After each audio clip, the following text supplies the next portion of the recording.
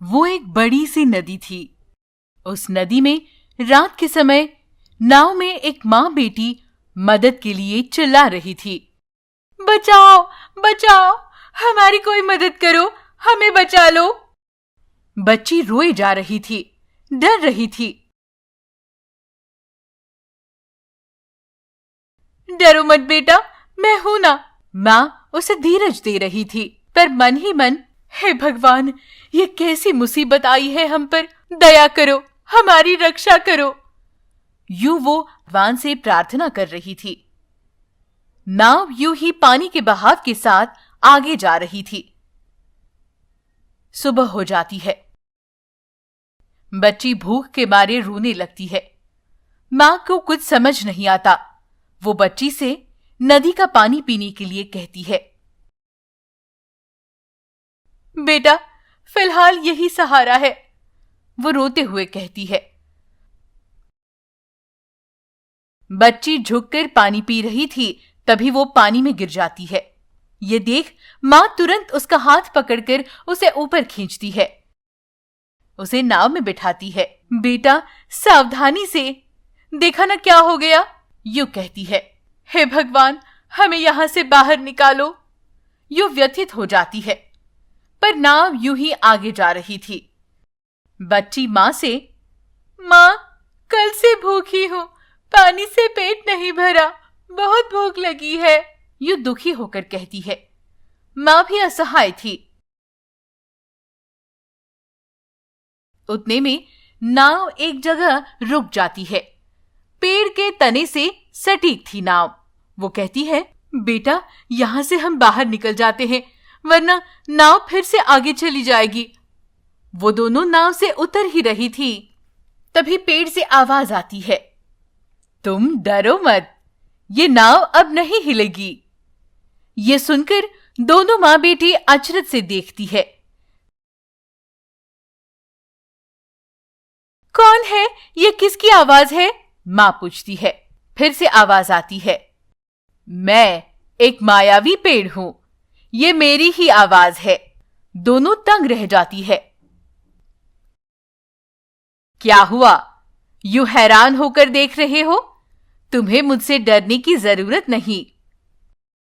तब मां कहती है, ओह, तुम मायावी पेड़ हो ना, तो मेरी बेटी को खाने के लिए कुछ दे दो, उसे भूख लगी है। तभी पेड़ पर मीठे रसीले फल आ जाते हैं। वो खुश हो जाती है। नाव से ही फल निकालकर बच्ची को खाने के लिए देती है। बाद में वो खुद भी खा लेती है।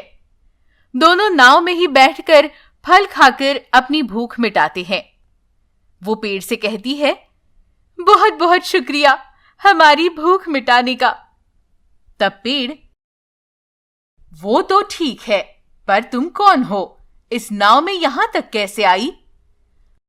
तब वो रोते हुए, बताती हूं, यूं कहकर सारी बातें बताने लगती है। हमारा गांव कृष्णापुरम। मैं और मेरे पति खुशी से जीवन व्यतीत कर रहे थे। हमारा बहुत अमीर खानदान था। मेरे पति व्यापारी थे। सब अच्छा चल रहा था। तभी मेरे मां बनने की खुशखबरी हमें पता चली। मैंने अपने पति से, सुनिए, आपको खुशखबरी देनी है। आप तो इसे सुनते ही झूम उठेंगे। कैसी खुशखबरी रजनी? हम 2 से 3 होने जा रहे हैं। ये सुनते ही मेरे पति खुश हो गए। मेरी प्यार से देखभाल करने लगे। दिन महीने बीत रहे थे। कीर्ति का जन्म हुआ। कीर्ति बड़ी हो रही थी। एक दिन मेरे पति काफी परेशान थे। रजनी, यहां से हमें अभी जाना होगा। क्यों? क्या हुआ? ऐसी कौन सी आफत आई? मेरे दोस्तों ने मुझे धोखा दे दिया है। सारा बिजनेस चौपट हो गया है। मैंने कुछ लोगों से कर्जा लिया है, वो हमें नहीं छोड़ेंगे। इतने पैसे नहीं है हमारे पास, वो भरोसा भी नहीं करेंगे हम पर। यहां से भाग जाना ही है हमारे हाथ में। चलो। मैंने भी निकलने की तैयारी की। हम जाने ही वाले थे कि कर्जदारों ने रोक लिया। क्यों? हमारे पैसे डुबाकर भागना चाह रहे हो? सीधी तरह हमारे पैसे दे दो। तब मेरे पति, मेरे पास अभी इतने पैसे नहीं है। दूसरे गांव जाकर नया व्यापार शुरू करूंगा, फिर आपकी पाई पाई चुका दूंगा। पर वो, तेरे पास पैसे ही नहीं है, फिर नया व्यापार कैसे करोगे? तुम ऐसे नहीं मानोगे। पैसे कैसे निकालने हैं हम अच्छी तरह जानते हैं। और वो बेरहमी से मेरे पति को मारने लगे। मैंने उन्हें रोकने की बहुत कोशिश की, लेकिन उन्होंने मेरे पति को जोर से धक्का दे दिया। गहरी चोट लगने से उनकी मौत हो गई। तुम इंसान नहीं, हैवान हो। उन्होंने कहा था ना कि कर्जा चुका दूंगा, पर नहीं माना आप लोगों ने। क्या मेरे पति के प्राण वापस ला सकते हो? मार दो मुझे और मेरी बेटी को भी। मैं रोने लगी। मैंने उनसे कहा, यह हमारा बंगला, गाड़ी, सब कुछ ले लो। थोड़े पैसे हैं वो भी ले लो। और मेरे पति के अंतिम संस्कार पूरे कर कीर्ति को लेकर मैं वहां से निकल गई। कहाँ जाऊं कुछ समझ में नहीं आ रहा था। गांव के बाहर छोटी सी झोपड़ी बनाकर उसमें रहने का सोचा मैंने।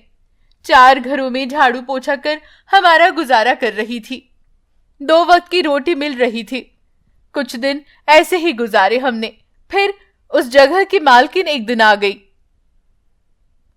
कौन हो तुम? मैं नहीं जानती, पर यह जमीन हमारी है। यहां हम घर बनाना चाहते हैं। इतने दिन ये जमीन हमने यूं ही रखी थी।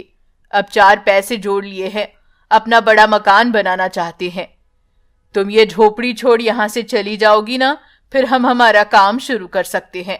उसने बड़ी तहजीब से बात की मेरे साथ। दूसरा कोई होता तो डांट फटकार देता। वो बड़ी अच्छी थी। मैंने उनसे, आपने मेरी बहुत मदद की है। कई दिनों से मैं यहां रह रही हूं। आपका बहुत बहुत शुक्रिया। यूं कहकर मैं दोबारा रास्ते पर आ गई। कहां जाऊं कोई रास्ता नहीं मिल रहा था। शाम ढल चुकी थी। नदी किनारे ये नाव थी। हम उसमें बैठ गए। फिर उसके बाद क्या हुआ मुझे कुछ याद नहीं।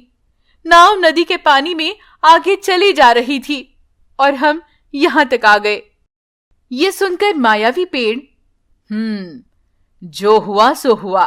तुम सही जगह पर आए हो। तुम्हारी यहां जरूरत है किसी को। भगवान की लीला भी अपार है।